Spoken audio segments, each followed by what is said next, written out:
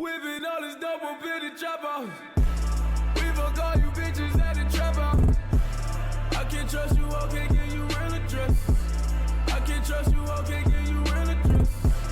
Ain't no me that be like Jerry Stacker. I might fall in love with my trap house.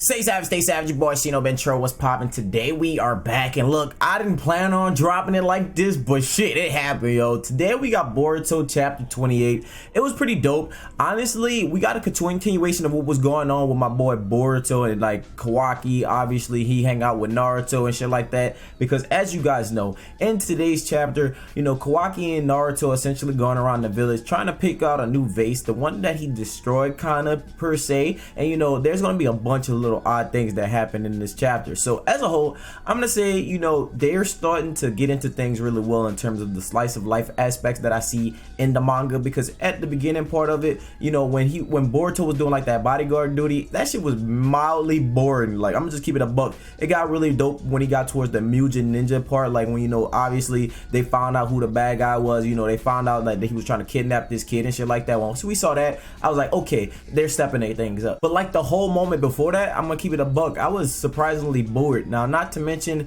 you know, the kid has some type of weird build up, you know what I'm saying, but he also gave Boruto a lesson that he needed to learn, because Boruto did act like that kid in the beginning of the series if you watch the anime. And then like now that we see things, you know, we get in this slice of life with Naruto and Kawaki, but then like they jump into shit rather quickly. Now, before I get into the details about what happens towards the end of the chapter, let's talk about the things that led up to those events. So we saw my boy Kawaki going around with Naruto. You know, Naruto was essentially, you know, traveling around the village and showing him different stuff and kind of giving him a tour while, you know, giving him like some type of father-son treatment. And that's one thing I'm gonna say for the most part. I seen a father-son moment in this way harder than Boruto and Naruto. Like, all right, I've seen moments where Naruto and Boruto had like that fist bump moment and shit like that, but like, you know, I seen this one moment where Naruto straight out hugs Kawaki. He like grabs it and he's telling him, you're safe now, everything's okay, because he saw that Kawaki was having like withdrawals of a flashback when he saw Jigen and shit like that.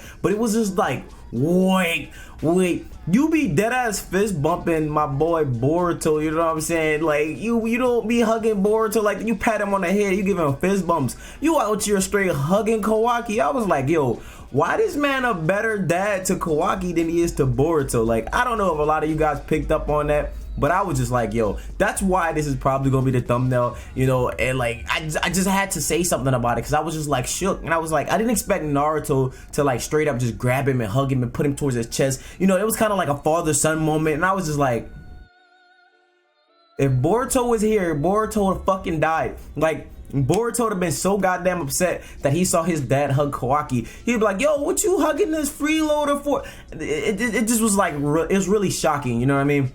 Now, obviously, that's towards the middle of the chapter and stuff like that. But like before that, you know, we see Kawaki walking around with Naruto, like I said, and then he meets up with Sarada essentially. And like, you know, Sarada is somebody that, you know, is always around with Boruto. She's always with Boruto in his personal life. You know, she's one of his close friends. Obviously, you know, she's Naruto's rival's daughter, so she is somebody that's mad important to Boruto. And we see Kawaki and her get a little bit of engagement. So obviously they go and get like lunch, and you know, I think Kawaki has never been treated to lunch, if that makes sense. Not to mention, you know, Kawaki was just like, yo, is this lunch? And Naruto was like, nah, it's just a little snack, you know what I'm saying? Because my boy Kawaki never really had the luxuries of being able to go to these different places and, you know, just pick up food or pick up snacks. You know, like my man probably had like a whole experience just now. Not to mention, he's walking around this village where he's around nothing but people all day, every day now. And it's like, wait, this is not my normal standards, because if you guys remember, it looked like my boy Jigen lived in a cave, and then before that, my man Kawaki lived in a house, and in that house, you know, he was with his dad, you know, and it wasn't like he was going outside. We didn't see him like interact with other people. It seemed like he was more so isolated for the most part. You know, obviously when he was getting experimented on, there were other kids around, but I don't think they actually got to experience what being a kid really meant, you know, because more so of like Jigen trying to find this vessel and trying to, you know, put the karma seal onto it and get this power and stuff like that. So it's one of those things where Kawaki's not used to this. So in this like episode, like, or chapter, shall I say, you know, there's these kids, they're like playing around, you know, and obviously Kawaki don't really see kids playing around that much, because as a kid, I don't think Kawaki had a whole lot of playing, because his dad beat his ass, treated him like shit. Then he sold him to Jigen. So like, I don't think there was much playing for Kawaki at all. So then Kawaki sees these kids. The kids bump into Kawaki, knocking out his food out his hand. Obviously, this was the first time he was trying the food, and he really enjoyed it. And even Sarada asked him to share. He was like, yo, Sarada, I'm not sharing. And not to mention, this man calls her an asshole a lot of times throughout this chapter. I'm like, you see how Naruto be like, Dadabayo? This man be like, asshole. No, like, he just be asshole. He's like, nah, because you're an asshole.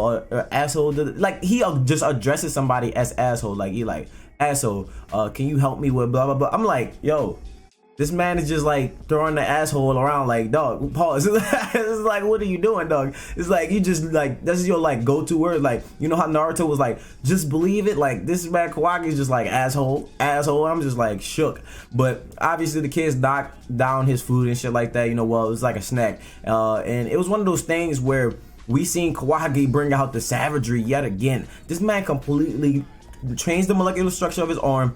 I don't know what we're gonna call this technique yet, because I mean they don't really give a specific name to it, but it's just kind of like what Jugo could do. You know, he changed his arm into this giant ass claw type shit, and he essentially went to grab the kid. Like, it was like this little ass kid, and he was just running from his friend. You know, they was fucking around, just goofing off, and then like he bumped into Kawaki by accident, and Kawaki was like, I'm about to savage you. Like, I'm gonna show you what the real world is like. Like, you guys are running around hee hee ha ha. I don't care if you guys frolic around, but like, you guys gotta remember, this is the real world. And then Sarada was like mad pissed off. So it was like one of those things where it's like, yo, what the fuck? I'm starting to see what they mean by how the series is gonna start taking a darker path. Now, obviously, this is the beginning for Boruto and Kawaki, because these guys have just met each other in terms of the manga. Like, you know, obviously we have that like flashback in the beginning of the manga, but these two like stuck around each other for a long ass time before those events actually took place. And we only seen Kawaki 28 chapters into 26 chapters into the manga, you know what I'm saying? So it's like, yo, we're gonna start to see a lot more savagery. Not to mention when Kawaki was first introduced, this man straight up stabbed somebody through their chest. Like, you know, we're gonna start to see those darker moments in the Boruto series that Kishimoto talked about. He talked about how he wanted to make the series a lot darker. And like, you know, obviously you guys are saying, well, it was just little kids and none of them got hurt. But how many times in the village have you seen like some little kid with their life technically threatened? And not to mention, Sarada tried to confront Kawaki, and he talks about how he always has to keep his guard up. It doesn't matter who he's around. You know, he's somebody that always has to keep his guard up. And it's more so because of the Kara. You know, he always being hunted. They treated him like a vessel, so he finally got the chance to escape. So he has to be alert on all ends. And it probably was a reflex, but at the same time, he also said he wanted to teach the kid a lesson and show him what the real world was like. So I was just like, yo, Kawaki, can you like be cool, bro? Like, you ain't gotta fuck the kid's life up, dude. As the chapter continues, we see Naruto stumble across Ino Yamanaka's family flower store, which I thought was really dope, and I kind of had a feeling that they were actually going to go around that place, because I mean, where else are you going to buy faces for flowers in terms of the village? And you know, that's somebody that Naruto knows like a lot, and it's really dope to see Naruto interacting with like his peers and shit like that. You know, all of them are older adults and shit like that, and now they all have like a more found respect for Naruto, because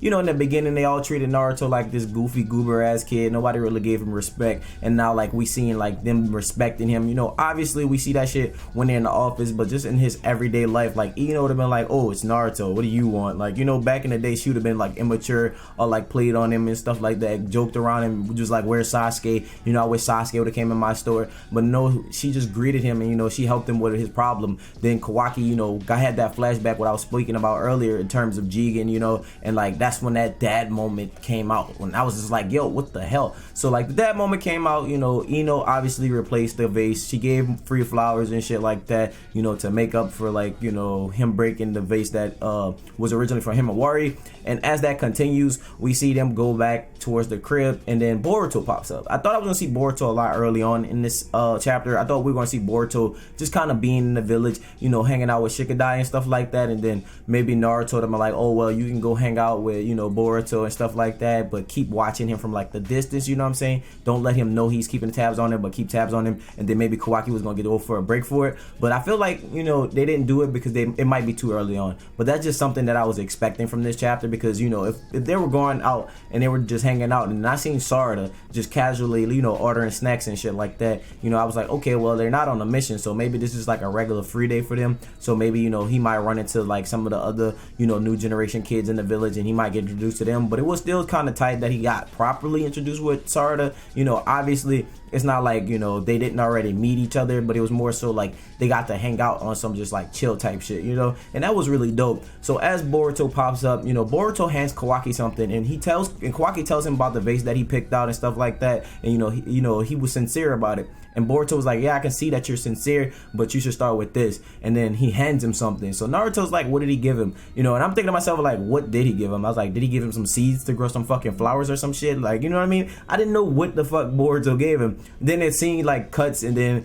basically he hands him like some super glue, and he's like, yeah, start gluing that shit back up. And I'm just thinking to myself, like, bro, you want this man to glue that shit back together? Like, not to mention y'all all just pissed. You and Kawaki just pissed on that back fence where that same bag which has the vase broken pieces in it is at. Like, you want him to go back to where y'all pissed at and then pick that bag up while the piss didn't roll down the fence line, probably didn't touch the bag, and then glue that shit back together. That's fucked up, Boruto. But that's actually like kind of funny to me, that he handed him some super glue. You know, it was like, yo, try to really show it, like show that you really want to like prove yourself and show the dedication with that.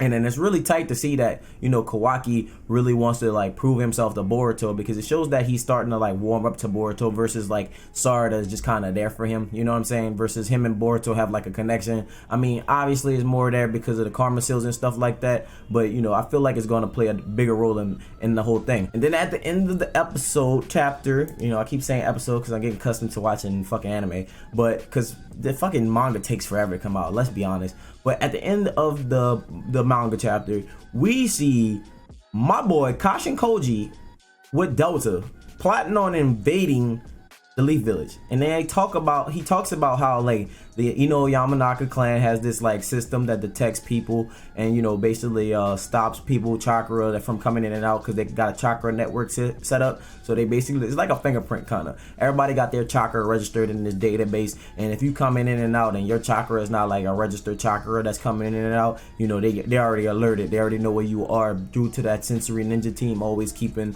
you know, operations going. And so since, you know, my boy Kashin Koji is supposed to be somebody who was formerly a part of the Leaf Village, you know, aka, you know, Jiraiya, let's say that, you know, or maybe Konohamaru's father type shit, you know, let's just say something like that. He already has this chakra already stored in that data book, you know, it's already in there, so like he can easily maneuver in and out. And that goes back into what we saw from the flashback in the anime when we seen the figure that appeared behind Katasuke, which looked like Kashin Koji. So now we about to see what's gonna go down, and we see him actually about to like look for Kawaki. But it's one of those things where we don't necessarily know what's going to take place, because I don't feel like Kashin Koji and Delta are going to solo all of like the Leaf Shinobi and shit like that and just snatch Kawaki, but more so like analyze, do a little scouting recon, go report to Jigen, then they're gonna prep their team, and then they're gonna probably excel and move out with something else. I don't really know, but overall that was pretty much the whole chapter. I thought it was pretty neat. I like the art, the seeing the village, you know, in this new style format, not to mention seeing Kawaki in that atmosphere, because everything we saw from Kawaki has been really barbaric in terms of like his character. He's always in the woods, he was always in the house by himself, he was growing up with Jigen by himself. You know, it was one of those things where we didn't really get to see Kawaki, you know, interact with other people, and that's something Naruto spoke upon, which would be his social skills. So let me know your personal thoughts and personal opinions regarding what happened in chapter 28 today, tonight, in the morning, wherever you're looking at it. And with that being said, my name is Shino Ben Trill. Stay true and stay real. Until next time, see you guys later. Bye.